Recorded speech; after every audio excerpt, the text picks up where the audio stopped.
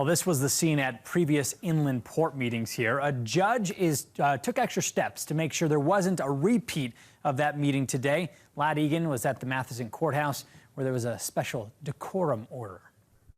There was a lot of anticipation for today's court hearings and a lot of worry as well. This is because we know in the past there have been violent protests because of the inland port. So before letting anyone into the courtroom, the judge issued a very strict decorum order. This was to guard against any disruptions.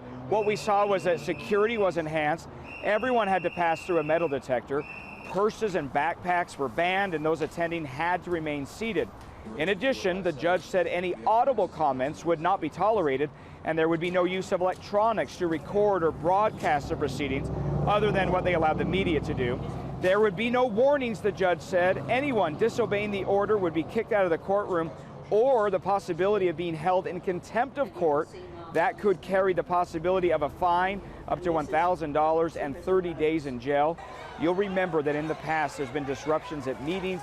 Also, there was that violent disruption where those protesters in July stormed the Chamber of Commerce building. We were on the third floor of the courthouse today. That's where the courtroom was, and we noticed that it was pretty calm. There was more than 2 hours of oral arguments from the attorneys. The judge said that this decorum order, he was trying to guard against any sort of commotion and confusion.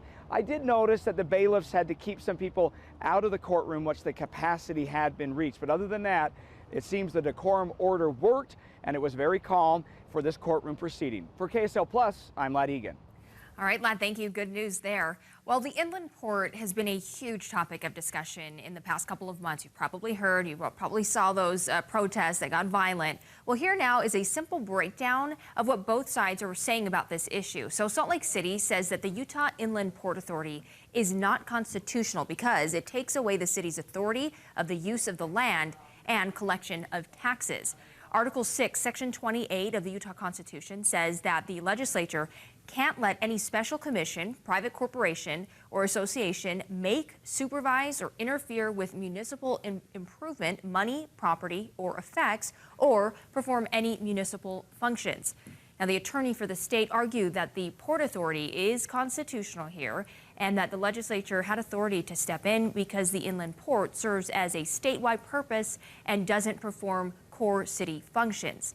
Well, the inland port is planned for a 16,000-acre piece of land just west of the Salt Lake City airport. It would connect trains, tracks, and planes with those warehouses and incoming shipments to distribute goods across the nation and globally. So earlier this year, protesters worried about the environmental impact that the port would have. We are here to demand that the board get its priorities straight and undertake a study of the public health impacts of the port before proceeding any further with its development.